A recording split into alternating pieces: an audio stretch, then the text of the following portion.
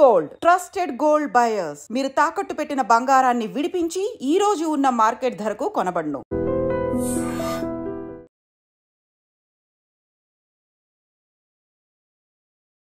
నమస్తే, welcome to I dream social spotlight with కవిత.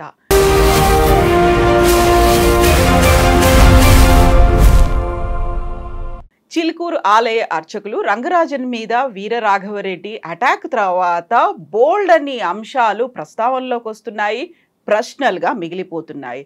వీరరాఘవరెడ్డిని అయితే పోలీసులు అరెస్ట్ చేశారు. ఆ తర్వాత జరుగుతున్నటువంటి పరిణామాలకు సంబంధించి హక్కుదారులు కూడా ఒక ప్రెస్ మీట్ పెట్టబోతున్నారు. ఎట్ ద సేమ్ టైం దేవాలయం మీద తమకే హక్కు ఉంది అంటూ సుప్రీంకోర్టు తీర్పునిచ్చింది అని చెప్తున్నారు. దీంతో పాటుగా చిలుకూరు ఆలయ అర్చకులు అక్రమాలు అన్యాయాలు విపరీతంగా ఉన్నాయనేటువంటి ఒక వాదన కూడా వినిపిస్తుంది.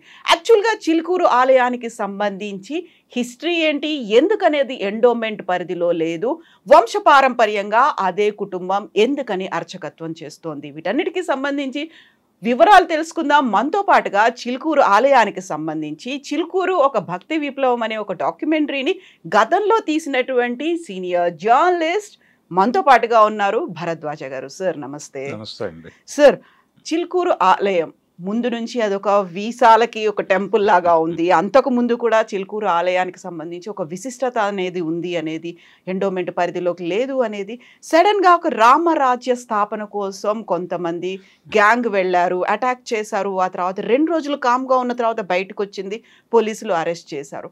ఆ తర్వాత వస్తున్నటువంటి ఈ ఎపిసోడ్స్ అనేవి ఎలా చూస్తున్నారు సార్ మీరు? అంటే చిలుకూరు ఆలయానికి ఒక ప్రత్యేకత ఉందండి మొదటి నుంచి కూడా. అంటే అక్కడ ఏ రకమైనటువంటి రుసుములు వసూలు చేయరు వాళ్ళు. అలాగే లోపల కొబ్బరి చిప్పలు కూడా వాళ్ళు కలెక్ట్ చేయరు. జనరల్గా కొబ్బరి చిప్పలు ఒక చిప్ప భక్తుడికి ఒకటి దేవుడికి అని తీసుకుంటారు. తీసుకుని దాన్ని వేలంపాట వేస్తారు. అలాంటి వ్యవస్థ కూడా ఏం లేదు అక్కడ. టికెట్లు లేవు, ప్రత్యేక అర్చనలు లేవు. ఎవరైనా సరే క్యూలో వచ్చి అర్చన చేయించుకుని వెళ్ళిపోవటమే అనే పద్ధతి. దేవుడి ముందు అందరూ సమానులే, ఎవరికి ప్రత్యేకమైనటువంటి గౌరవాలు ఉండవు, ఎవరైనా సరే ఒకటే దేవుడి ముందు అనేది ఒకటి థియరీగా వాళ్ళు డెవలప్ చేస్తూ వచ్చారు. అయితే దీనికి ఒక నేపథ్యం ఉంది. ఆ నేపథ్యం ఏంటంటే ఎన్టీ రామారావు గారు ఎండోమెంట్ యాక్ట్ తీసుకొచ్చాడు. 30/87 అంటారు దాన్ని. ఈ 30/87 యాక్ట్లో ఆయన అనువంశక అర్చకత్వాన్ని రద్దు చేశాడు. అది కీలకమైనటువంటి నిర్ణయం. అలాగే అర్చకులకు కూడా రిటైర్మెంట్ ఏజ్ పెట్టాడు ఆయన. పెట్టి ఆ ఏజ్ వచ్చేసరికి వాళ్ళు రిటైర్ అయిపోవాలి అన్నాడు. ఈ రిటైర్మెంట్ అయిపోయిన తర్వాత రిక్రూట్మెంట్ గవర్నమెంట్ నిర్వహిస్తుందని చెప్పాడు. ఆ దేవాదాయ శాఖ నుంచి కానీ ఏపీపీఎస్సీ నుంచి కానీ జరుగుతుంది అన్న ధోరణిలో వెళ్ళాడు ఆయన. ఇది అర్చక లోకాన్ని కలవరపరిచింది ఆ రోజుల్లో. అనువంశక అర్చకత్వం లేకుండా మిరాసీదారులు ఈ వ్యవస్థలన్నీ రద్దు చేసుకుంటూ వెళ్ళిపోతున్నాడు ఈయన, ఏమిటి పరిస్థితి అని. ఇలా ఆలోచిస్తున్న క్రమంలోనే అలంపూర్లో నరసింహస్వామి ఆలయంలో భీమసేనాచారి అనేటువంటి ఒక అర్చకుడు గర్భగుడిలో దీనికి వ్యతిరేకంగా ఉరివేసుకుని చనిపోయాడు. అది ఆ రోజుల్లో బాగా సెన్సేషన్ క్రియేట్ చేసింది. అర్చకలోకం మొత్తం కూడా ఎన్టీ రామారావు గారి నిర్ణయాల పట్ల తీవ్రమైనటువంటి వ్యతిరేకత తెలియజేశారు. ఈ టైంలోనే ఇక్కడ ఉస్మానియాలో రిజిస్ట్రార్గా పనిచేస్తున్నటువంటి సౌందరరాజన్ గారు, ఆయన తండ్రి గారు అక్కడ అర్చక స్థానంలో ఉన్నారు చిలుకూరులో. ఈ చిలుకూరు ఆలయం ప్రారంభించింది వీళ్ళు కాదు. ఇది గుణాల వంశానికి చెందినటువంటి వెంకటరెడ్డి గారు ఏదో ఆయన పేరు. ఆయన తిరుపతి వెళ్ళలేని పరిస్థితుల్లో ఉన్నప్పుడు నువ్వే ఒక ఆలయాన్ని నిర్మించుకో, నేను అక్కడే ఉంటాను అని ఆయనకి కల్లో కనబడి దేవుడు చెప్తే, వెంకటేశ్వర స్వామి చెబితే ఆయన అక్కడ ఆలయం నిర్మించాడు. దానికి ఏదో కొంత భూములు అవి ఇచ్చాడు ఆయన. ఈ భూములు అవి పెట్టుకుని అక్కడ అర్చన చేయాలి అని ఈ వైష్ణవ స్వాముల్ని తీసుకొచ్చారు వీళ్ళు. తీసుకొచ్చి అక్కడ పెట్టారు. అంతవరకే వీళ్ళ బాధ్యత. ఆలయ నిర్మాతలు వీళ్ళు కాదు, వీళ్ళు కేవలం ఉద్యోగస్తులుగా మాత్రమే అక్కడికి వచ్చారు. ఆ తర్వాత ఆయన పిల్లలు చాలా పెద్ద స్థానాల్లోకి వెళ్ళారు. సౌందరరాజన్ గారేమో ఇక్కడ రిజిస్ట్రార్గా వెళ్ళారు. తర్వాత ఆయన పెద్ద కుమారుడు గోపాలకృష్ణ గారు హిందుస్థాన్ లేబర్లో చాలా పెద్ద పొజిషన్లో ఉండేవాడు ఆయన. అలాంటి కండిషన్లో ఎప్పుడైతే రామారావు గారు ఎండోమెంట్ యాక్ట్ తీసుకొచ్చాడో వీళ్ళు వెంటనే ఉద్యోగాలకు రిజైన్ చేసి మరీ వచ్చేసారు ఇక్కడికి. వచ్చి ఆలయ పరిరక్షణోద్యమం అనేది ఒకటి ప్రారంభించారు. వీళ్ళు ప్రారంభించి ఈ టెంపుల్ ప్రొటెక్షన్ మూమెంట్కి ఈ భావజాలాన్ని ప్రచారం చేయటం కోసం వాక్ అనే ఒక పత్రిక ప్రారంభించారు. ఆ పత్రిక ద్వారా వచ్చే ఆదాయమే మా ఆదాయం తప్ప మాకు ఇతర ఆదాయాలు ఏవీ లేవు అని వాళ్ళు రెగ్యులర్గా చెప్తూ ఉంటారు. ఈ ఎండోమెంట్ యాక్ట్ పరిధిలోకి వెడితే ఇవన్నీ అనుసరించాల్సి వస్తుంది. రామారావు గారి చట్టంలో ఉన్నవన్నీ అంటే అనువంశ అర్చకత్వం ఉండదు, అలాగే ఇవన్నీ కూడా రద్దయిపోతాయి. రిటైర్మెంట్ ఏజ్లో రిటైర్ అయిపోవాలి. అప్పటికే ఆయన వయసు దాటిపోయారు కాబట్టి వీళ్ళు టెంపుల్ నుంచి అనివార్యంగా బయటకు వెళ్లాల్సిన పరిస్థితి ఉంది అప్పుడు. అందుకని వీళ్ళందరూ వచ్చి ఏం నిర్ణయం చేశారంటే అంటే దేవుడికి ఆదాయం లేకపోతే దేవాదాయ శాఖ ఏం పని అని హుండీ బయటపడేశారు. ముందు హుండీ బయటపడేయటంతో పాటు లోపల ఏ రకమైనటువంటి ఆర్థిక లావాదేవీలు జరగకుండా చూసుకున్నారు. టికెట్ సిస్టమ్ లేదు. ఎవరైనా సరే అంటే ప్రత్యేక దర్శనాలు లేవు. ఎవరైనా క్యూలో వచ్చి దర్శించుకుని వెళ్ళిపోవటమే. విఐపి అనే కాన్సెప్ట్ లేదు. అలాగే పార్కింగ్ ఇవన్నీ కూడా మేము డబ్బులు తీసుకోమని చెప్పేవారు మొదట్లో. ఇప్పుడు పార్కింగ్ వసూలు చేస్తున్నారని చెప్తున్నారు. ఈ క్రమంలో అసలు ఆలయానికి సంబంధించి ఏ రకమైనటువంటి ఇది లేదు. ఆ భూమి ఏదైతే ఆయన ఇచ్చాడో ఆ భూమి మీద వస్తున్నటువంటిదే మేము భోజనం చేసి ఇక్కడ ఉంటున్నాం. అలాగే మేము గతంలో ఉద్యోగాలు చేసినప్పుడు సంపాదించినటువంటి డబ్బులు ఆ బ్యాకప్ పెట్టుకుని ఉంటున్నాం ఇక్కడ అని చెప్పేవాడు ఆయన, సౌందరరాజన్ గారు. ఈ క్రమంలోనే వాళ్ళు రామారావు గారి యాక్ట్కి వ్యతిరేకంగా కోర్టులను ఆశ్రయించారు. ఇది మాత్రమే కాదు, అర్చక సంఘాల వాళ్ళు కూడా దీనికి వ్యతిరేకంగా కోర్టుకు వెళ్ళారు. ఈ కోర్టులు వైఎస్ రాజశేఖర రెడ్డి గారి టైంలో గవర్నమెంట్ పార్టిసిపేట్ చేయకపోవడం వలన వీళ్ళకి అనుకూలమైన జడ్జిమెంట్ వచ్చింది సుప్రీంకోర్టులో. సుప్రీంకోర్టు వరకు వీళ్ళు ఫైట్ చేశారు ఈ యాక్ట్కి వ్యతిరేకంగా. చంద్రబాబు నాయుడు గారి టైంలో కూడా వీళ్ళకి అనుకూలంగా విన్నాడు కానీ ఆయన నిర్ణయం తీసుకోలేదు. రాజశేఖర రెడ్డి గారు ఎన్నికల ప్రచారమే అక్కడి నుంచి ప్రారంభించారు, చిలుకూరు నుంచి. ఆ సందర్భంగా ఆయన చెప్పాడు, ఒకవేళ నేను గెలిచి ముఖ్యమంత్రిని అయితే అప్పుడు మీకు అనుకూలమైనటువంటి నిర్ణయం వచ్చేలాగా వ్యవహరిస్తాను అన్నాడు. అలాగే చేశాడు ఆయన. అందుకని ఆయనకు సన్మానం కూడా చేశారు అర్చక సంఘాల వాళ్ళు. ఇది క్రమం.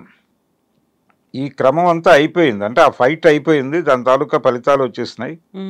అందరూ రిలాక్స్ అయిపోయినటువంటి సందర్భం నడుస్తోంది ఇప్పుడు. కానీ ఇప్పటికీ రకరకాల కేసులు ఉన్నాయి ఆ ఆలయానికి సంబంధించి. ఈ ఎండోమెంట్ యాక్టు, గవర్నమెంట్తో గొడవలు, వీటితో పాటు ధర్మకర్తలతో కూడా వీళ్ళకి ఘర్షణ ఉంది. వాళ్ళు అప్పుడప్పుడు మీడియా ముందుకు వచ్చి మాట్లాడుతూనే ఉన్నారు.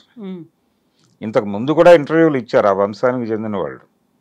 అంటే మా పూర్వీకులు ఇచ్చారు, అది ఇప్పుడు అసలు మాకే సంబంధం లేదు ఆ గుడితో అన్నట్టుగా వ్యవహరిస్తున్నారు. సర్వం సహా మాదే అన్నట్టుగా వ్యవహరిస్తున్నారు సౌందరరాజన్ గారు, గోపాలకృష్ణ గారు వెళ్ళిపోయినట్టున్నారు. సౌందరరాజన్ గారు ఉన్నారు, ఆయన కుమారుడు రంగరాజన్.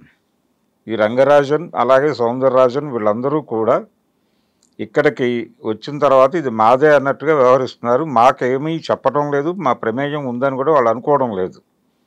కాబట్టి మా కంట్రోల్ ఉండాలి కదా దీని మీద, ధర్మకర్తలుగా మేం కదా ఇచ్చింది, మీరు ఉద్యోగులుగా వచ్చారు ఇక్కడికి, మీరు అంతవరకే ఉండండి, అంతకు మించి వెళ్తున్నారు అన్న పద్ధతిలో ఇప్పుడు వాళ్ళ మీద ఒక రకంగా వాళ్ళని వేకేట్ చేయమనే పద్ధతిలో వీళ్ళు కూడా లీగల్గా ప్రొసీడ్ అయ్యారు. వాళ్ళు కంటెస్ట్ చేస్తున్నారు, అది నడుస్తోంది ఆ ఫైట్. దానికి సంబంధించి ఇప్పుడు ఏదో ప్రెస్ మీట్ పెట్టి ప్రపంచం దృష్టికి తీసుకొచ్చే ప్రయత్నం చేస్తున్నట్టున్నారు వీళ్ళు. అయితే దీనికి సంబంధించి ఈ దేవాదాయ శాఖతో వీళ్ళు జరిపిన యుద్ధం అనే సందర్భంగా ఈ చిలుకూరు అనేది బాగా ఫోకస్లో, అంటే ప్రపంచం దృష్టికి వచ్చింది. అది అందరూ చిలుకూరు వైపు చూడటం మొదలుపెట్టారు. ఈ లోపల దానికి ఒక వేరే క్రేజ్ వచ్చింది. అక్కడికి వెళ్ళి అదే టైంలో కరెక్ట్గా అంటే 90ల నుంచి మనకి లిబరలైజేషన్ వచ్చిన తర్వాత అమెరికా వెళ్ళటం ఎక్కువైంది. ఈ అమెరికా వెళ్ళే వాళ్ళందరూ కూడా ఆ టెంపుల్కి వెళ్ళి అక్కడ అంటే వీసా అప్లికేషన్ అక్కడ పెట్టి దండం పెట్టుకుంటే అది వర్కౌట్ అవుతుంది అన్నటువంటి ఒక అభిప్రాయం స్థిరపడింది. అలా వీసా గార్డ్గా ఆయనకు ఒక పాపులారిటీ వచ్చింది లిబరలైజేషన్ టైంలో. 90 దశకం ప్రారంభం నుంచి మొదలైనటువంటి కొత్త క్రేజ్తో ఆ టెంపుల్కి ఇంకొంచెం పెరిగింది. 95 ఆ ప్రాంతాల్లో ఆయన వెళ్ళిపోయాడు, రామారావు గారు చనిపోయాడు. ఆయన చనిపోవటం తర్వాత పెద్దగా దాని గురించి అంత సీరియస్గా గవర్నమెంట్ వైపు నుంచి కూడా పట్టించుకోకపోవడం, ఈ క్రమం అంతా కలిసి ఈ వీసా క్రేజ్ ఏర్పడటంతో భక్తులు విపరీతంగా వెళ్ళటం మొదలుపెట్టారు అక్కడ. ఈ రద్దీ పెరిగిన తర్వాత రకరకాల వ్యాపారాలు మొదలైనాయి అక్కడ. ఈ వ్యాపారాలు వ్యవహారాలు వీటన్నిటిలోనూ వీళ్ళు భాగస్వామ్యం పొందుతున్నారు అనేది కూడా ఒక ఆరోపణ ఉంది వాళ్ళ మీద. ఈ ఆలయానికి ఎవరైతే భూములు ఇచ్చారో ఆ గుణాల వంశానికి చెందినటువంటి వాళ్ళు ఇది మాది కదా అన్న పద్ధతిలో వాళ్ళు వస్తున్నారు. కానీ అసలు ఈ ఆలయాన్ని కాపాడింది, అప్పటి నుంచి దీన్ని పోషిస్తోంది, దీన్ని బతికించుకుంటోంది మేము కాబట్టి ఇది మాదే అన్న పద్ధతిలో వాళ్ళు ఓపెన్గానే ఫైట్ చేయడానికి సిద్ధపడుతున్నారు. ఇప్పుడు సౌందరరాజన్ గారు వాళ్ళు, మీరు ఎంతవరకు ఉండాలో అంతవరకే ఉండండి, దైవానికి మేము సేవకులుగా ఉన్నాం ఇక్కడ, అందుకని మీరు మీ పద్ధతిలో వ్యవహరించండి అని చెప్తున్నారు వాళ్ళు. ఇప్పుడు ఈ ఫైట్ కొత్త రూపం తీసుకుంది. ఇది మొన్న దాడి జరిగింది, శ్రీరామరాజ్యం అనే పేరుతో వీరరాఘవరెడ్డి అనే ఒక ఆర్మీ, అంటే రామరాజ్యంలో సభ్యత్వం అంటలేదు ఆయన, పౌరసత్వం అంటున్నాడు. రామరాజ్యంలో పౌరసత్వం తీసుకోండి, అలాగే రామరాజ్య స్థాపన కోసం ఇక్ష్వాకు వంశస్థులు మీ టెంపుల్కి వస్తున్న వాళ్ళల్లో గోత్రాలన్నీ తెలుసుకుని మీరు ఒక రికార్డు మెయింటైన్ చేయండి. అందులో ఈ ఇక్ష్వాకు వంశానికి చెందిన వాళ్ళకి నాయకత్వం వహించి ఒక సైన్యాన్ని నిర్మించండి. అంటే ప్రతి ఆలయము కూడా ఒక సైనిక శిక్షణాలయంగా మారాలని చెప్తున్నాడు ఆయన. చెప్పి ఆ బాధ్యతను వీళ్ళు తీసుకోవాలని చెప్తున్నారు, అర్చకులు తీసుకోవాలి అని. తీసుకుని ప్రతి ఆలయం నుంచి కొంతమంది సైన్యాన్ని ఇవ్వమని చెబుతూ పక్క మతాల్లో అది జరుగుతోందని చెప్తున్నాడు ఆయన. అంటే ప్రతి మసీదులోనూ వాళ్ళు సైనికులను తయారు చేస్తున్నారని ఓపెన్గా మాట్లాడాడు ఆయన. ఇదొక ప్రమాదకరమైన ధోరణి. అంటే ఇంతకుముందు మీరు అదే మాట్లాడారు కదా అంటాడు ఆయన. దీనికి డబ్బులు ఎక్కడి నుంచి? మీరు మీ టెంపుల్కి వచ్చేటువంటి బిజినెస్ పీపుల్ దగ్గర నుంచి డబ్బులు కలెక్ట్ చేసి సైన్యాన్ని పోషించడానికి వినియోగించండి అని కూడా అందరూ అర్చకుల్ని కలుస్తున్నాడు అతను. ప్రతి ఆలయ అర్చకుడిని కలిసి మీ పేరేమిటి, మీ గోత్రం ఏమిటి, మీ ప్రవర్ చెప్పండి, ఇలా అంటే ఒక యూట్యూబ్ ఇంటర్వ్యూలో కూర్చోబెట్టి వాళ్ళని నెమ్మదిగా వాళ్ళని బుల్డోజ్ చేయటం అనే ప్రోగ్రాం తీసుకుంటున్నాడు అతను. అందులో భాగంగానే ఈ చిలుకూరు ఆలయానికి సంబంధించి దీనికి ఒక ప్రత్యేక అస్తిత్వం ఉంది కాబట్టి వీళ్ళ నుంచి ఎక్కువ సహకారం అడిగాడు అతను. ఈయన తిరస్కరించాడు, ఎందుకంటే టెంపుల్ ప్రొటెక్షన్ మూవ్మెంట్కి వీళ్ళ నాయకులు కాబట్టి మేము అలా యాక్సెప్ట్ చేస్తామన్న టోన్లో వెళ్ళాడు ఆయన. మేము లీగల్ ఫైట్ చేస్తున్నాం కదా అంటే, లీగల్ ఫైట్ ఏంటి, నువ్వు ముష్టెత్తుకుంటావా నువ్వు న్యాయమూర్తుల దగ్గర అని మాట్లాడాడు అతను. ఇలా ఒక విచిత్రమైన భాష వాడుతూ, అంటే రామరాజ్య స్థాపన, సైన్యము, ప్రత్యామ్నాయ ప్రభుత్వము దాకా వెళ్ళాడు ఆయన. పాలకుడు అంటున్నాడు, మిమ్మల్ని ఈ ప్రాంతానికి పాలకుడిని చేస్తాను అంటున్నాడు ఆయన ప్రతి ఆలయ పూజారితో. అంటే ఒక ప్యారలల్ గవర్నమెంట్ నిర్వహిస్తున్న ధోరణిలో ఈ పద్ధతిలో మాట్లాడటం అనేది చూసాం. అతను దాడి చేసిన తర్వాత ఇప్పుడు వీళ్ళు మాట్లాడటం మొదలుపెట్టారు. అంటే నిజానికి ఆయనకి సంఘీభావంగా చాలా హిందూ సంఘాలు అవి మాట్లాడుతున్నాయి. ఆర్ఎస్ఎస్ వాళ్ళు కూడా చాలా తీవ్రంగా ఖండించారు అతని వాదనని, అలాగే ఆయన మీద జరిగిన దాడిని ఖండించారు, ఓన్ చేసుకునే ప్రయత్నం చేస్తున్నారు. ఇదొకటి నడుస్తోంది. ఈ నడుస్తున్న టైంలో ఇప్పుడు ఈ ధర్మకర్తలు ముందుకు రావటం అనేది, అక్కడ వినిపిస్తున్న ఇంకొక మాట ఏంటంటే, అక్కడ రియల్ ఎస్టేట్ వ్యాపారం విపరీతంగా ఉంది చిలుకూరు ఏరియాలో. ఈ రియల్ ఎస్టేట్ వివాదాల్లో భాగంగానే ఈయన మీద దాడి జరిగింది అనే ఒక ప్రచారం కూడా ఉంది. ఈ ధర్మకర్తలు వీళ్ళు రెడ్లు, ఇప్పుడు ఆ దాడి చేసిన వ్యక్తి రెడ్డి, ఇదొక ప్రచారం నడుస్తోంది. ఇలా ఒక 14 స్పెక్యులేషన్ న్యూసెస్ నడుస్తున్నాయి అక్కడ. ఇదొక గందరగోళం. ఈ గందరగోళం మధ్య ఇప్పుడు వాళ్ళు ప్రెస్ మీట్ పెట్టి వివరించటం, ఈ టెంపుల్ మాది అని చెప్పడం. ఇప్పుడు రంగరాజన్ గారు అక్కడ ఉండాలా వద్దా అనేది డిసైడ్ చేస్తామన్న పద్ధతులు ఎవరు తీసుకుంటారు, మొత్తం అక్కడ వ్యవహారాలన్నీ వాళ్ళ పేరుతోనే నడుస్తున్నాయి. వాళ్ళకి అక్కడ ఇల్లు ఉంది, వాళ్ళ నివాసం అక్కడే ఉంటున్నారు. మొదట్లో అక్కడ ఉండేవాళ్ళు కాదు, వాళ్ళు నల్లకుంటలో ఉండేవాళ్ళు. ఇప్పుడు టోటల్గా అందరూ అక్కడే ఉంటున్నారు, ఫ్యామిలీ అంతా. అందరి కాన్సన్ట్రేషన్ అక్కడే ఉంది. పైగా వాళ్ళు అనువంశక అర్చకత్వం పద్ధతిలోనే పెడుతున్నారు. ఎన్టీ రామారావు గారు రద్దు చేసినప్పటికీ దేవాదాయ పరిధిలో లేదు కాబట్టి. రెండోది, ఆయన అనుకున్నటువంటి నిర్ణయాలన్నీ అమలు కాలేదు. ఆ తర్వాత వచ్చినటువంటి ప్రభుత్వాలు ఏవి కూడా దాన్ని కొనసాగించలేదు. ఆయన ఒరిజినల్గా అనుకున్నది ఏంటంటే అర్చకులకు రిటైర్మెంట్ ఏజ్ పెట్టి వాళ్ళని తప్పించి రిజర్వేషన్ పద్ధతి కూడా టెంపుల్స్లో అమలు చేయాలి అనే ఆలోచన చేశాడు ఆయన. అన్ని కులాల వాళ్ళకి వేదం నేర్పించాలి, మంత్రాలు నేర్పించాలి, దానికోసం ఒక వేదిక్ యూనివర్సిటీ పెట్టాలి అని కూడా అనుకున్నాడు. అనుకుని ఇప్పుడు పులిచింతల ప్రాజెక్టు కట్టిన ఏరియాలో కృష్ణానది ఒడ్డున దాన్ని నిర్మించాలి అని కూడా ఆ రోజుల్లో ఆయన ఒక నిర్ణయం తీసుకుని ప్రకటించాడు. ఇవేవీ కార్యరూపం దాల్చలేదు. ఆ కొండల మీద చాలా కాలం రామారావు గారు వేసినటువంటి అది ఉండేది, శిలాఫలకం ఉండేది, కానీ ఎవరు దాన్ని పట్టించుకునేవాళ్ళు కాదు. దాని ముందు నుంచి చాలామంది నడుచుకుంటూ వెళ్ళిపోయేవాళ్ళు, ఎవరు దాన్ని చూసేవాళ్ళు కాదు. వేదిక్ యూనివర్సిటీ అక్కడ పెట్టాలనుకున్నాడు ఆయన. అది అవ్వలేదు, ఏ కార్యక్రమం ముందుకు నడవలేదు. నిజానికి రిజర్వేషన్ పద్ధతి అమలు చేయాలి, అన్ని కులాల వాళ్ళకి అర్చకత్వంలోకి తీసుకురావాలి, ఇలాంటి నిర్ణయాల పట్ల చాలా తీవ్రమైన వ్యతిరేకత వ్యక్తమైంది బ్రాహ్మణ దీని నుంచి, సమాజం నుంచి. ఆయన మీద ఆల్రెడీ ఒక ఇంప్రెషన్ ఉంది. ఆయన సినిమా ఇండస్ట్రీలో ఉన్నప్పుడే యాంటీ బ్రాహ్మణ్ అనేటువంటి ఒక అభిప్రాయం ఉండేది. ఈయన రాజకీయాల్లోకి వచ్చిన తర్వాత ఈయన నిర్ణయాలన్నీ కూడా ఆయన భావజాలం ప్రకారమే నడుస్తున్నాయి అనే అభిప్రాయం ఉండేది వీళ్ళకి. అది నిజమని చెప్పి ఆయన ఆచరణలో ప్రూవ్ చేసుకుంటూ వచ్చాడు. ఇది ఒక గొడవ. అంటే ఆయన మీద రకరకాల ఇన్ఫ్లుయెన్సెస్ ఉన్నాయి. ఎన్టీఆర్ మీద త్రిపురనేని వారి ప్రభావం ఉంది, పెరియార్ రామస్వామి గారి ప్రభావం ఉంది. ఆయన మెడ్రాస్లో ఏ ఫంక్షన్ జరిగినా ఎంజీఆర్ ఈయన గనక వేదిక మీద ఉంటే ఆయన ఒక మాట అనేవాడు రెగ్యులర్గా, ఎంజీఆర్ మీకు ఒక రామస్వామి ఉన్నాడు, మాకు ఒక రామస్వామి ఉన్నాడు అని చెప్పేవాడు. అంటే మీకు పెరియార్ రామస్వామి ఉన్నాడు, మాకు త్రిపురనేని రామస్వామి ఉన్నాడు అనేది ఆయన కాంటెక్స్ట్. అలా ఆయనకు ఒక ప్రత్యేకమైనటువంటి ఇది ఉంది. ఆ రోజుల్లో సినిమా ఇండస్ట్రీలో ఉన్నవాళ్ళు విపరీతంగా చదివేవాళ్ళు. ఎన్టీ రామారావు గారు చార్వాక అనే పత్రిక కూడా చదివేవాడు రెగ్యులర్గా. అది మోదుకూరు జాన్సన్ గారు రాశాడు ఒక చోట. నేను ఆశ్చర్యపోయాను, ఆయన చార్వాక చదువుతాడు అని తెలుసుకుని అని. అలా ఉండేది. అలా మొదలైనటువంటి చిలుకూరు గొడవ, అంటే ఎన్టీఆర్ వలన మొదలైనటువంటి గొడవ ఇది. ఆయన ఎండోమెంట్ యాక్ట్ తీసుకురావడం, 30/87కి వ్యతిరేకంగా జరిగినటువంటి అర్చక ఉద్యమాల నుంచి ఈ చిలుకూరు అనేది భక్తి విప్లవాన్ని తీసుకొచ్చింది. దీనిలో రకరకాల కాన్సెప్టులు తీసుకొచ్చాడు ఈయన. అంటే దేవుడి ముందు అందరూ సమానమే, ఇలా వదిలిపెట్టేస్తే మేము డబ్బులు కడతాం, దేవుడిని తీసుకొచ్చి మా ఇంట్లోనే కళ్యాణం చేయండి అనే దాకా పెడతారు భక్తులని మాట్లాడేవాడు ఆయన, సౌందరరాజన్ గారు. కాబట్టి దేవుడికి భక్తుడికి ఉండాల్సినటువంటి బంధం ఏమిటి, ఇవన్నీ మాట్లాడేవాడు ఆయన. మాట్లాడటం ద్వారా నెమ్మదిగా దాన్ని ఒక భక్తి విప్లవంగా మార్చే ప్రయత్నం చేశాడు ఆయన. చేసి అందరినీ కూడగట్టాడు, ఒక ఆర్గనైజేషన్ లాగా నడిపాడు ఆయన. ఒక ఉద్యమ కేంద్రంగా నడిచింది అది చిలుకూరు. అందుకని ఇప్పుడు చిలుకూరు టెంపుల్ అనగానే సౌందరరాజన్ లేకపోతే రంగరాజన్ గుర్తొస్తారు తప్ప ఈ గుణాల వంశస్థులు ఎవరూ కూడా గుర్తురాని పరిస్థితి ఉంది.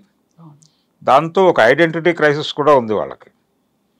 ఈ ఐడెంటిటీ క్రైసిస్తోనే ఇప్పుడు మాట్లాడుతున్నారు వాళ్ళు. ఇప్పుడు దాన్ని వదులుకోవడానికి వీళ్ళు సిద్ధంగా లేరు. కాబట్టి ఇప్పుడు ఫైట్ బిట్వీన్, అంటే వాళ్ళకి వీళ్ళకి మధ్య ఎవరైతే ఆ ఆలయాన్ని నిర్మించారో ఆ వంశానికి వీళ్ళకి, అంటే వీళ్ళకి అసలు ఏ రకమైన రైటు లేదని మాట్లాడుతున్నాడు ఈయన. అంటే వాళ్ళందరూ వెళ్ళిపోయారు, వీళ్ళు ఆ ఇంటి పేరుతో ఉన్నవాళ్లే తప్ప వీళ్ళకి వాస్తవంగా టెంపుల్కి సంబంధించినటువంటి స్పిరిట్ లేదు అనేది ఇంతకుముందు 2-3 సార్లు రంగరాజన్ గారు మాట్లాడారు. అందుకని ఆయన గట్టి ఫైటే ఇవ్వబోతున్నాడు ఇప్పుడు వాళ్ళకి. ఏం జరుగుతుందో చూడాలండి. సడన్ గా ఇప్పుడు రామరాజ్యం సేన వచ్చి అటాక్ చేసింది. ఆ తర్వాతే అందరూ అటువైపు వెళ్లారు, రంగరాజన్ గారిని పరామర్శించారు. ఇప్పుడు ఈ గుణాల వంశానికి సంబంధించి ఈ మల్లారెడ్డి గారు మాట్లాడడం మొదలు పెట్టిన తర్వాత కంప్లీట్ గా డైవర్ట్ అయిపోయినట్టు కనిపిస్తుంది. ఇంకొక ఎపిసోడ్ మన కళ్ళ ముందు కనిపిస్తోంది సార్. అయితే ఇప్పుడు దాదాపుగా రకరకాల హిందూ సైన్యాలు ఉన్నాయి. వీళ్ళందరూ కూడా రంగరాజన్ గారికి అనుకూలంగానే ఉన్నారు. ఇప్పుడు ఎవరు కూడా రంగరాజన్ని కాదనే పరిస్థితిలో లేరు. అందుకని ప్రధానమైనటువంటి సైన్యం ఆయన వెనకే ఉంది. ఈ యుద్ధంలో రంగరాజన్కే గెలుపు అవకాశాలు కనిపిస్తున్నాయి. కాబట్టి వీళ్ళ వంతు ప్రయత్నం వీళ్ళు చేస్తారు, కానీ ఆయన అంత ఈజీగా వదిలిపెట్టారు. వదిలిపెట్టడు. ఈ ఫైట్ నడుస్తుంది ఇలాగ. సో దేవాలయాల పరిరక్షణే కాదు, దేవుడికి కూడా హక్కులున్నాయి, డైటీ రైట్స్ అనేది ఉన్నాయి అంటూ సుప్రీంకోర్టు దాకా వెళ్లారు. అవును. రాష్ట్రపతికి వినతి పత్రాలు కూడా ఇస్తూ వస్తున్నారు.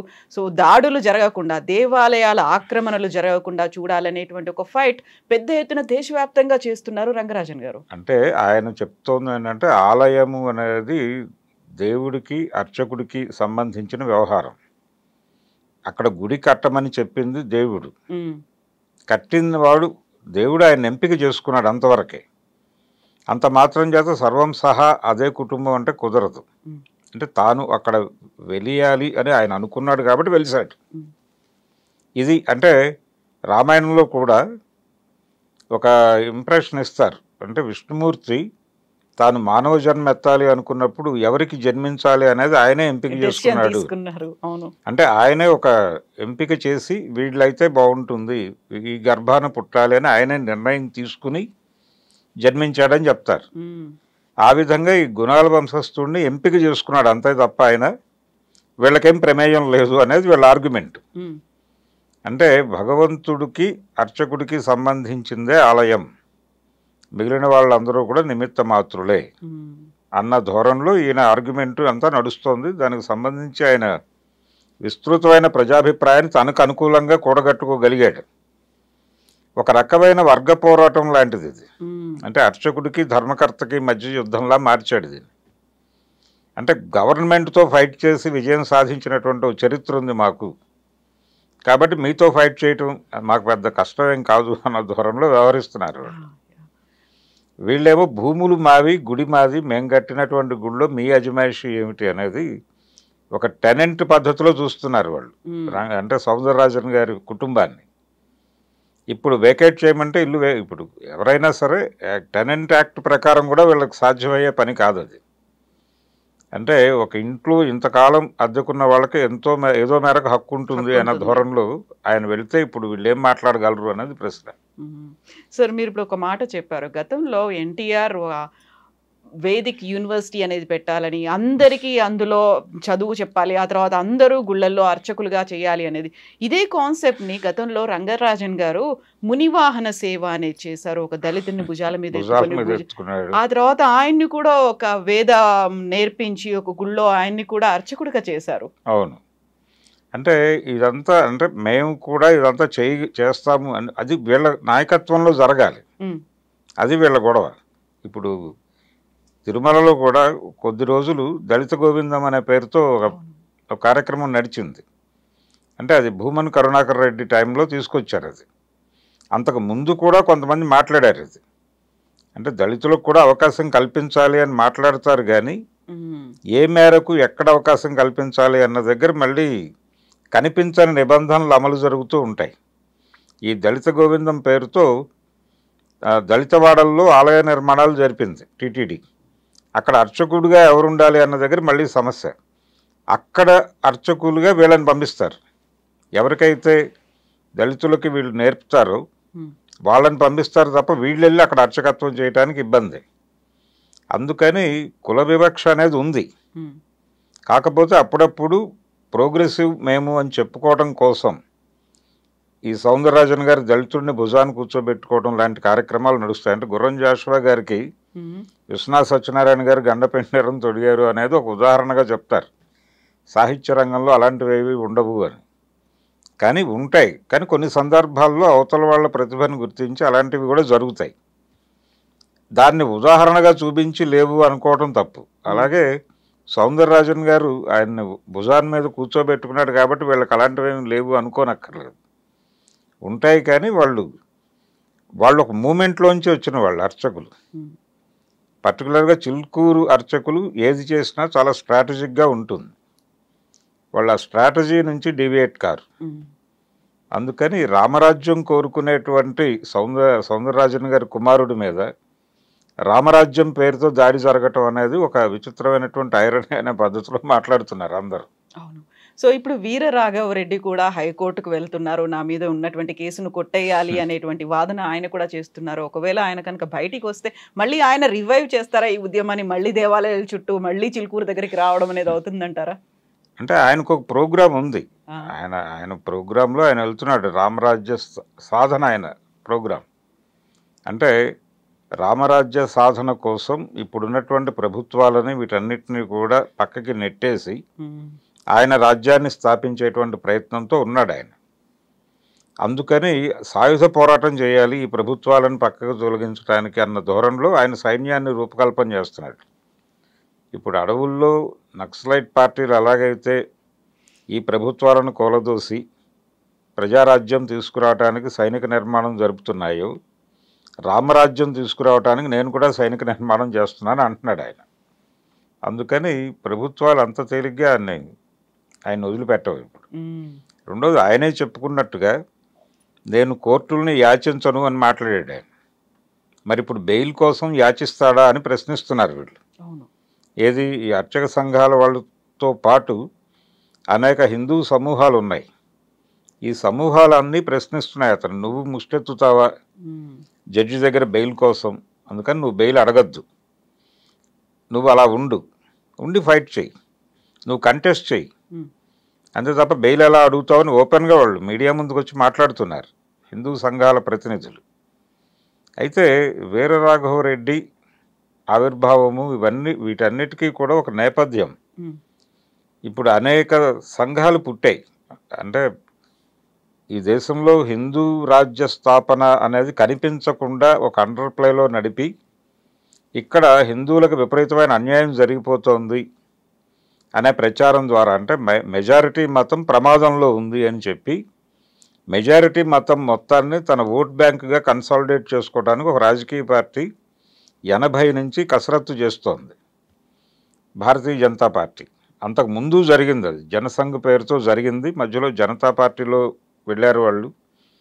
జనతా నుంచి భారతీయ జనతా పార్టీగా బయటకు వచ్చిన దగ్గర నుంచి సంఘ్ పరివార్ అనేక ప్రజా సంఘాలు పెట్టింది, 100కు పైగా. గాయత్రి, మహిళా సేన, ఇలా రకరకాల పేర్లతో స్లోగన్స్ కనిపించేవి గోడల మీద ఆ రోజుల్లో. ఇదంతా ఇప్పుడు వాళ్ళు సక్సెస్ఫుల్ మోడల్గా ఉన్నారు. 3 సార్లు ప్రభుత్వాన్ని ఏర్పాటు చేశారు కేంద్రంలో, 4వసారి కూడా ప్రభుత్వాన్ని వాళ్ళే ఏర్పాటు చేస్తారనేటువంటి ఇంప్రెషన్ ఉంది. కాంగ్రెస్ పార్టీ వీళ్ళని అడ్డుకోలేని పరిస్థితుల్లోకి వెళ్ళిపోయింది అనే వాతావరణం కనిపిస్తోంది జనాల్లో. ఇది ఒక సక్సెస్ఫుల్ మోడల్ కనిపించడంతో చాలామంది ఈ హిందుత్వ ఐడియాలజీని ప్రమోట్ చేయటం కోసమే మేమున్నామని చెప్పి చాలా వ్యవస్థలు ఏర్పడిపోతున్నాయి వాటంతట అవే. ఎందుకంటే ఇది ఒక సక్సెస్ఫుల్ మోడల్ కనిపిస్తోంది కాబట్టి ఎదురుకుండా.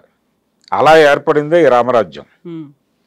అంటే రామరాజ్యం అనేటువంటి రాఘవరెడ్డి గారికి ఇన్స్పిరేషన్ ఇక్కడి నుంచే వచ్చింది. సంఘ్ పరివార్ నిర్వహణలో నడిచినటువంటి ఇదంతా ఆయనకి ఇన్స్పిరేషన్. దాదాపు ఇదే భావజాలం మాట్లాడతాడు ఆయన కూడా, తేడా ఏమీ లేదు. కాకపోతే ఆయన మిలిటెంట్గా వెడుతున్నాడు. ఆ మిలిటెన్సీకి గుర్తింపు వచ్చేస్తుందనేటువంటి అభిప్రాయంతో మిగిలిన హిందూ సంఘాల వాళ్ళు దాడి చేస్తున్నారు అతని మీద. ఒకవేళ ఈ చిలుకూరు వ్యవహారం జరగకపోతే ఆయన వీళ్ళందరితోనూ ఇంటరాక్ట్ అవుతూనే ఉన్నాడు. ప్రతి ఆలయానికి వెడుతున్నాడు, అక్కడ అర్చకులు ఆయన్ని సమర్థిస్తున్నారు, కొన్ని చోట్ల అందరినీ ఏకం చేసే ప్రయత్నం జరుగుతోంది, సైన్యం నిర్మించమని అడుగుతున్నాడు.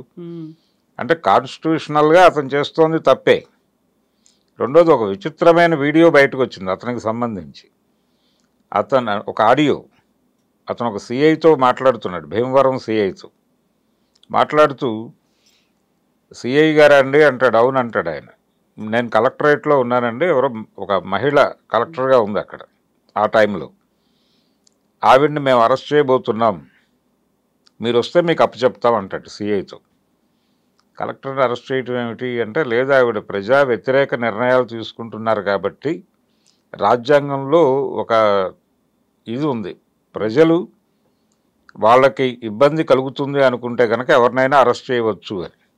అయితే చట్టం చెప్పింది ఏంటంటే, ఏదైనా దుర్మార్గాలు జరిగేటప్పుడు ప్రజల ముందు జరిగేటప్పుడు పోలీసులు వచ్చి వాళ్ళని అరెస్ట్ చేసే వరకు వెయిట్ చేయకుండా వీళ్ళు అరెస్ట్ చేసి వాళ్ళని కస్టడీలో ఉంచి ఏదైనా గదిలో నిర్బంధించి ఆ వ్యవస్థలకు రిపోర్ట్ చేసి వాళ్ళు వచ్చిన తర్వాత అప్పచెప్పచ్చు అని ఉంది. దాన్ని ఆధారం చేసుకుని ప్రజలకు వ్యతిరేకమైన నిర్ణయాలు తీసుకుంటున్నారు కాబట్టి ఈ కలెక్టర్ గారిని మేము అరెస్ట్ చేస్తాం, మీరు వచ్చి విడిపించుకోండి అని సిఐకి ఫోన్ చేశాడు ఈయన. ఆ లెవెల్లో ఆయన ప్రపంచాన్ని భయపెట్టే ప్రయత్నం చేశాడు రాఘవరెడ్డి. ఇప్పుడు ఆయన మీద ఆయనతో పాటు ఏర్పడినటువంటి సంఘాలు చాలా ఉన్నాయి. వీళ్ళందరూ ఇప్పుడు ఇతను ఎక్కడ ముందుకు వెళ్ళిపోతున్నాడేమో అనే పద్ధతిలో అతను వెనక్కి లాగే ప్రయత్నం చేస్తున్నారు. ఇదొక గొడవ ఉంది. వీళ్ళందరూ కూడా ఇప్పుడు రంగరాజన్ గారికి సపోర్ట్. ఈయనకి సపోర్ట్ సిస్టమ్ చాలా బలంగా ఉంది రంగరాజన్ గారికి. ఈయన వ్యవస్థీకృతంగా ఉన్నాడు, ఒక మూమెంట్ చేసినటువంటి అనుభవం ఉంది ఈయనకి. ఈయనతో యుద్ధం చేయటం ఆయనకి కష్టమే. వీరరాఘవరెడ్డి వల్ల అయ్యే పని కాదు అది. మరి గుణాల వంశానికి, గుణాల వంశం కూడా కష్టం అండి. వాళ్ళు ప్రయత్నం చేయగలరు కానీ ఆ ఫ్యామిలీని కాదని గుడిని ముందుకు తీసుకెళ్లే పరిస్థితి అయితే వాళ్ళకి కష్టమే, అంత ఈజీ కాదు. Yes sir, thank you sir. చూద్దాం ఈ ఎపిసోడ్స్ ఎటువైపు వెళ్తాయి, ఎలాంటి టర్న్స్ తీసుకుంటాయి అనేది. Thank you so much sir. Thank you. Thank you.